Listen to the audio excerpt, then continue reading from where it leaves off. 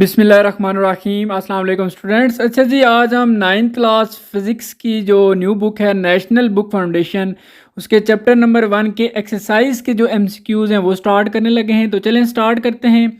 पहला एमसीक्यूज़ है, लेकिन चलें मैं स्टार्ट करने से पहले स्टूडेंट्स आपको एक चीज़ बता दूं कि आपने एमसीक्यूज़ के जस्ट आंसर नहीं देखने बल्कि इनको अंडरस्टैंड करना है। अगर आप इनको अंडरस्टैंड नहीं करेंगे, समझेंगे नहीं, तो फिर आप ये समझें कि आप पेपर के एमसीक्यूज़ अटैम्प्ट नहीं कर सकेंगे, क्योंकि आपने जस्ट रटा नहीं लगाना बल्कि इनको समझना है। अगर आप एक एमसीक्यूज़ को अच्छे से समझ लेते हैं तो इसका मतलब यह है कि आप उससे 5 उस तरह के एमसीक्यूज़ और भी बना सकते हैं। सो आपने इनको अंडरस्टैंड करना ताकि आपका जो पेपर होगा आगे वो आपके लिए आसान हो जाएगा फिर। तो फर्स्ट एमसीक्यूज़ है जी, which of the following is a base unit. सबसे पहले आपकी बुक में 2 टेबल बने हुए हैं, वो आपको क्लियर होने चाहिए कि बेस यूनिट कौन से हैं और ड्राइव यूनिट्स कौन से हैं। ठीक है, तो आप अपनी बुक सामने रख लें ताकि आपको आइडिया हो जाए, वो टेबल सामने करें। इसका करेक्ट आंसर चले मैं आपको पहले बता देता हूँ, मोल है, लेकिन बाकी आंसर क्यों नहीं है इसका हम थोड़ा सा एक्सप्लेन करते हैं। सबसे पहले आते हैं एक के ऊपर, पास्कल हमारा यहाँ पर क्यों सिलेक्ट नहीं हुआ, क्योंकि पास्कल एक ड्राइव यूनिट है। कैसे आपने कह दिया कि पास्कल एक ड्राइव यूनिट है? क्योंकि पास्कल यूनिट है प्रेशर का, और प्रेशर कौन सी क्वांटिटी है? ड्राइव क्वांटिटी है। ठीक है, प्रेशर का फार्मूला देखें तो P is equal to F over A, force यानी कि पर यूनिट एरिया। फोर्स भी इक्वल होती है एम ए के, मैस और एक्सेलरेशन, एक्सेलरेशन भी आगे इक्वल होती है मीटर पर सेकंड स्क्वायर के। सो जो प्रेशर है ये बहुत सी चीज़ों से मिलके बना हुआ है, ड्राइव किया गया है। ठीक है, ये बेस नहीं है, बुनियाद नहीं है ये, नहीं कि सो इसलिए ऑप्शन ए करेक्ट नहीं था। अब बी जो है वो कॉलम जो है वो आपको पता होना चाहिए, ये चार्ज का यूनिट है, वो चार्ज जो है एक ड्राइव क्वांटिटी है। कैसे? ये आप देखें, चार्ज का फार्मूला होता है Q is equal to I T. I mean यहाँ पर इलेक्ट्रिक करंट है और टी टाइम है। देखें, करंट भी और टाइम दोनों बेस क्वांटिटीज़ हैं, दोनों ने मिलके एक चार्ज बनाया। सो चार्ज जो है ड्राइव हुआ है इलेक्ट्रिक करंट से और टाइम से। सो इसलिए हम कहते हैं चार्ज एक ड्राइव क्वांटिटी है, और जो कॉलम है वो इसका यूनिट है। सो दैट्स वाई फिर ये ड्राइव यूनिट होगा। इसी तरह नेक्स्ट जो सी है, मीटर पर सेकंड, ये तो बड़ा सामने नज़र आ रहा है, मीटर भी इसमें है और सेकंड भी है, दो चीज़ें हैं, दोनों चीज़ों ने मिल के ये बना है ना। सो ये ड्राइव हुआ है, तो ये स्पीड या वेलोसिटी का यूनिट है, तो स्पीड वेलोसिटी ड्राइव क्वांटिटी होती है। तो इसलिए हमने कहा जी कि ये यूनिट जो ड्राइव हो के आया है। ठीक है, और मोल जो है ये आपकी बुक में देखें टेबल बना हुआ है, ये यूनिट है अमाउंट ऑफ सब्सटेंस। तो अमाउंट ऑफ सब्सटेंस यानी कि ये एक बेस क्वांटिटी है। सो दैट्स वाई हम कहते हैं कि मोल अगर किसी बेस क्वांटिटी का यूनिट है तो इसको हम बेस यूनिट बोलेंगे। तो ये आपका फर्स्ट एमसीक्यूज़ है। इसी तरह नेक्स्ट जो सेकंड आपके पास एमसीक्यूज़ है, ratio of millimetre to micrometre is, यानी कि दो चीज़ें आपको दी हुई हैं, मिलीमीटर और मैक्रोमीटर, इनमें आपने रेशियो बनानी है और आपने देखना है कि वो किसके इक्वल आती है। सो हमने देखते हैं इसका, वैसे आंसर मैंने लिख दिया है 1000, लेकिन लिखना नहीं चाहिए था कि आपको पहले अंडरस्टैंड हो। देखें कुछ स्टेटमेंट में उसने कहा है कि रेशो बनाए मिलीमीटर की और माइक्रोमीटर की। ये देखें हमने रेशो बना दी है। क्या हम रेशो को इस तरह लिख सकते हैं फ्रैक्शन की फॉर्म में ऐसे, या जिसको आप सिंपल तरीके से इस तरह लिखें, मिलीमीटर डिवाइडेड बाय माइक्रोमीटर लिख सकते हैं जी, बिल्कुल। रेशो को हम इस तरीके से भी लिखते हैं।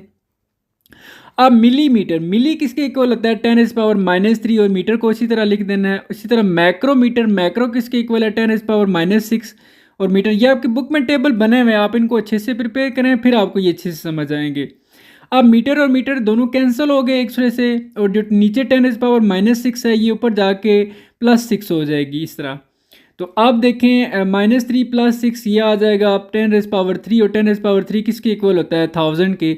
सो दैट्स वाई हमने कहा था कि ऑप्शन सी इज़ करेक्ट, 1000 ये आपका आंसर है। अच्छा, अब नेक्स्ट ये आपसे ना छोटा सा क्वेश्चन भी बना सकते हैं आपसे, आपको ये जरूरी नहीं है एमसीक्यूज़ है, ये आपसे छोटा सा क्वेश्चन बन सकता है। ठीक है, आपको एक क्वेश्चन दे दें 3 मार्क्स का, जिसमें आपको 1.5 और 1.5 के दो आपको छोटे छोटे क्वेश्चन दे दें, तो ये आप इसलिए इनको अंडरस्टैंड करें, ना कि सिर्फ इनका आंसर देखें। Next, which of the following prefix represents are largest value, ये सारी नीचे आपको प्रीफिक्स दी हुई हैं, इनमें सबसे लार्जेस्ट वैल्यू कौन सी है? तो वैल्यूज़ पहले हमें पता होनी चाहिए, देन फिर आप बता सकते हैं। इसका मतलब है अगेन आपको जो बुक में टेबल बने हुए हैं वो आपको अच्छे से आते हो। अब मेगा किसके इक्वल होता है? मैंने यहाँ पर करेक्ट आंसर खुद नहीं लिखा था कि आप पहले इसको अंडरस्टैंड करें। मेगा इक्वल होता है 10⁻6 के, और पिको इक्वल होता है 10⁻−12 के, और पीटा इक्वल है जी 10⁻15 के, और किलो इक्वल है 10⁻3 के। जैसे आपको किलो याद होता है हमेशा 10⁻3, बाकी तीनों भी आप याद कर लें। तो ये आप सबसे देखें हाईएस्ट पावर किसकी है, 10⁻15 है, वो भी प्लस में है। तो ये जो ऑप्शन आपका सी बन रहा है पीटा, ये आपकी लार्जेस्ट वैल्यू रिप्रेजेंट कर रही है। यहाँ पर जो प्रीफिक्स पीटा यूज़ हुई है ये आपकी हाईएस्ट या लार्जेस्ट वैल्यू को रिप्रेजेंट कर रही है। सर नेक्स्ट एमसीक्यूज है जी कि which of the following quantity can be measured using a micrometer. ये नीचे चार आपको वैल्यूज़ दी गई हैं, क्वांटिटीज़ दी हुई हैं, करंट है, फोर्स है, लेंथ है, मैस है। इनमें से आपने ये बताना है कि इनको जो ऊपर दिया हुआ क्वेश्चन में एक मैक्रोमीटर किसको मेजर करने के लिए यूज़ होता है। क्या मैक्रोमीटर से हम करंट मेजर कर सकते हैं, या फोर्स मेजर कर सकते हैं, या लेंथ मेजर करते हैं, या मैस मेजर करते हैं।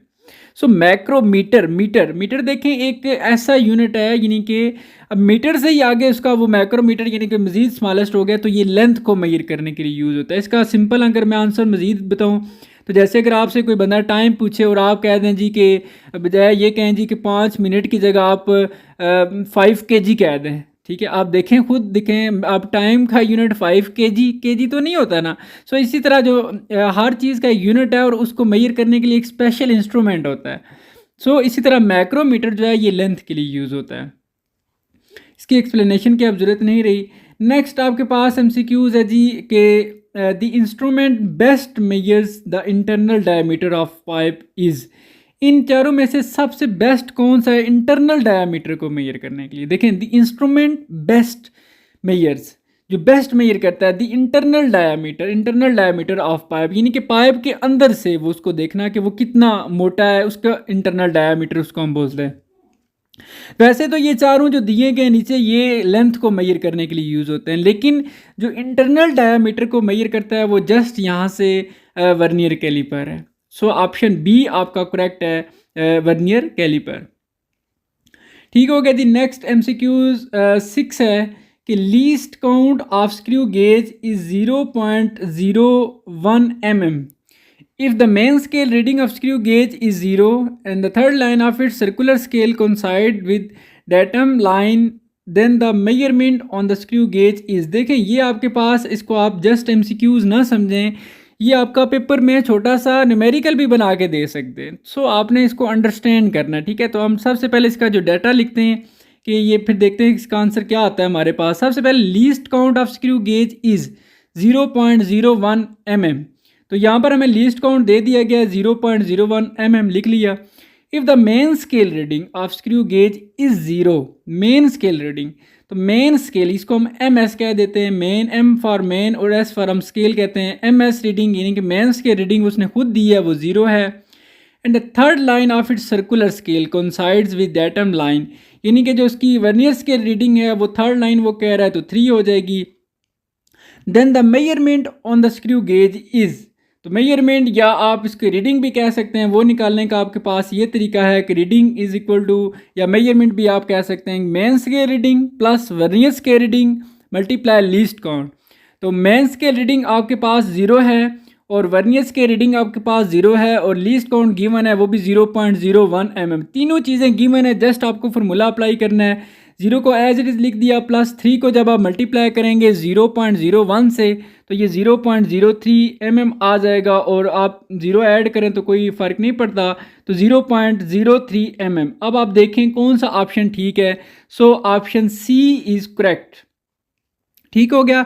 ये देखें ये आपका MCQs न्यूमेरिकल्स भी बना सकते हैं, ठीक है। ये दो उसको आप पार्टीशन कर सकते हैं, एक न्यूमेरिकल ऑप्शन दे के ना उसका क्वेश्चन उसका A और B पार्ट बना सकते हैं क्योंकि छोटे छोटे हैं। सो आपको ये सॉल्व करने आते हो, ना कि जस्ट इनका आंसर जो है ना वो पता हो।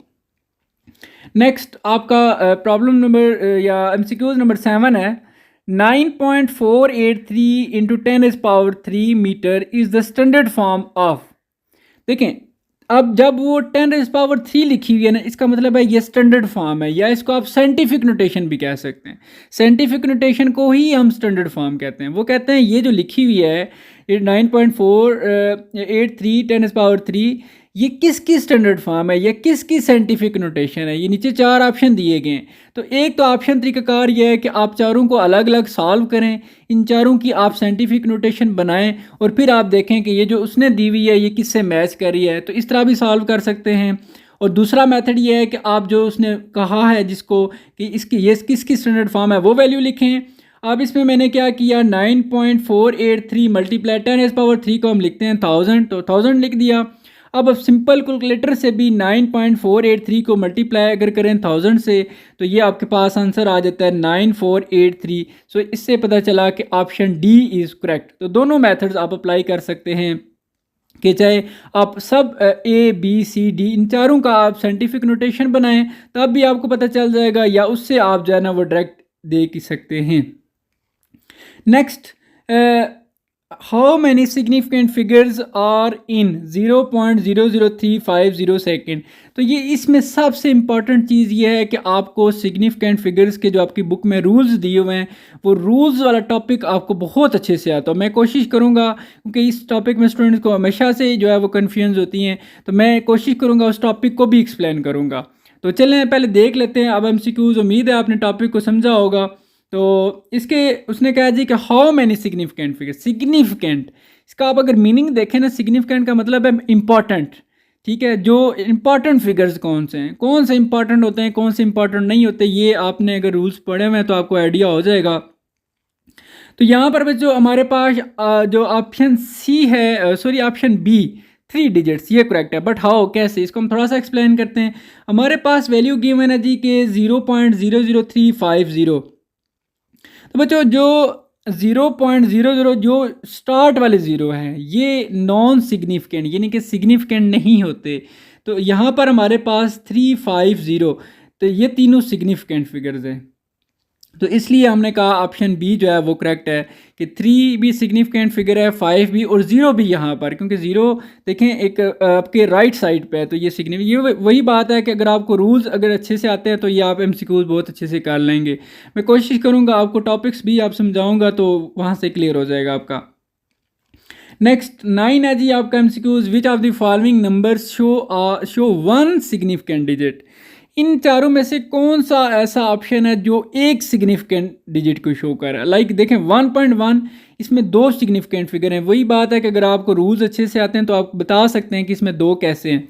इस तरह 6.0 में भी 2 सिग्निफिकेंट फिगर हैं, 7.1 में भी 2 सिग्निफिकेंट फिगर हैं, और 6 मल्टीप्लाई 10⁻²। ये एक रूल है, आपकी बुक में लिखा भी हुआ है कि जब कोई वैल्यू साइंटिफिक नोटेशन में लिखी हुई होती है तो उसकी 10⁻² को आप छोड़ के बाकी वैल्यू देखें कितने डिजिट्स हैं, तो जस्ट इसमें 6 डिजिट जो है वो एक ही डिजिट है। सो आपका ऑप्शन डी करेक्ट है। क्यों? क्योंकि साइंटिफिक नोटेशन में हम कहते हैं कि जो 10⁻² है उसको आप छोड़ दें, बाकी देखें कितने डिजिट्स बचते हैं, वो आपके पास 6 रह जाता है, तो 6 एक ही डिजिट है। सो इसलिए हम कहते हैं कि ये ऑप्शन डी आपका करेक्ट है। Next, which of the following number show 4 significant digits. इनमें से 4 सिग्निफिकेंट डिजिट्स को देखें, बहुत इंपॉर्टेंट टॉपिक है सिग्निफिकेंट फिगर। इसमें अगर आपको क्वेश्चन नहीं देते तो आपको MCQs मस्ट पेपर में आता है। तो अब इसमें 9008 900.8 इसमें तो 4 सिग्निफिकेंट फिगर्स हैं, और नेक्स्ट बी इसमें तो एक ही है, और नेक्स्ट सी में 5174 आगे 00, ये 6 के 6 यानी कि सिग्निफिकेंट फिगर काउंट होंगे। और नेक्स्ट डी में 0.001248, ये शुरू वाले जो 3 0 हैं ये नॉन सिग्निफिकेंट है यानी कि सिग्निफिकेंट नहीं है। 1248 ये सिग्निफिकेंट हैं। तो इसमें ऑप्शन ए भी करेक्ट जा रहा है और ऑप्शन डी भी करेक्ट है, क्योंकि ए में भी देखा जाए तो 4 सिग्निफिकेंट फिगर हैं और डी में भी जो है वो 4 सिग्निफिकेंट फिगर हैं 1248। तो दोनों ऑप्शन ठीक हो सकते हैं। तो यहाँ पर हम कुछ एग्जैक्ट आंसर नहीं लिखेंगे क्योंकि दोनों जो है वो ठीक है।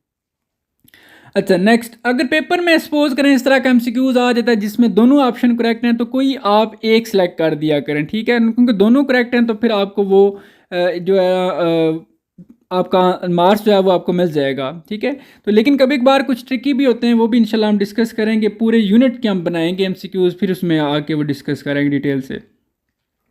नेक्स्ट एंड लास्ट MCQs है जी आपका कि 0.2 mm in units of metre is simple मतलब ये है इसका कि 0.2 मिलीमीटर को आप जस्ट मीटर में कन्वर्ट कर दें, तो मिली को बीच में से निकाल देना, यानी कि 0 मिलीमीटर है ना, तो मिली को निकालें तो मीटर रह जाएगा, तो वो वही कह रहा है कि मीटर्स में बताएं इसका यूनिट। तो देखें आप तो लिख लें इसको 0.02 mm, इसको मीटर में कन्वर्ट करके देखते हैं क्या आंसर बनता है हमारे पास। 0.2 अब मिली किसके इक्वल होता है 10⁻3 मीटर को इसी तरह लिख दें। अब आप देखें जो 10⁻−3 है, -3 का मतलब है कि आपने पॉइंट से लेफ़्ट साइड पे मूव करना है, तो पॉइंट से पीछे जो है वो आपके पास 3 डिजिट्स होने चाहिए, पावर से आपने देखना है। और लेफ़्ट साइड पे क्यों, माइनस है साथ, तो माइनस का मतलब लेफ़्ट और 3 का मतलब है पॉइंट से पहले 3 डिजिट हों, तो पॉइंट से पहले एक ज़ीरो तो लगा हुआ है, इसका मतलब है एक डिजिट है। आप 2 और लगाने तो 3 पूरे हो जाएंगे, तो आप अगर लगा लें एक ज़ीरो लगा हुआ तो 3 ज़ीरो आ जाएंगे, 3 ज़ीरो लगा के आप पॉइंट डाल दें और इस तरफ आप 2 लिख दें। पॉइंट से पहले आप चाहे एक ज़ीरो डाल दें, कुछ भी ना डालें, 2 ज़ीरो डाल दें, वो कोई फ़र्क नहीं पड़ता। तो ये आप कन्वर्ट हो गया। तो अब देखें कौन सा ऑप्शन ठीक है, ऑप्शन ए इज़ करेक्ट। तो ये आपके MCQs कंप्लीट हो जाते हैं स्टूडेंट्स। और जो स्टूडेंट्स इस चैनल पर नए हैं और इस तरीके से आप जो है सब्सक्राइब के ऊपर प्रेस करें तो सब्सक्राइब्ड लिखा आ जाएगा और साथ बेल आइकन का आएगा सिंबल, उसके ऊपर भी क्लिक करें ताकि आपको तमाम वीडियोस जो है वो मिलती रहें। इंशाल्लाह इस पूरी बुक का सोल्यूशन आपको इस चैनल पर मिलेगा। तो आप स्टूडेंट्स आप अगर नए हैं तो इस चैनल को फिर लाजमी सब्सक्राइब करें और कमेंट्स में बताएं कि आपको समझ आती है या नहीं आती। और स्टूडेंट्स अपना बहुत सारा ख्याल रखिएगा। अल्लाह हाफिज़।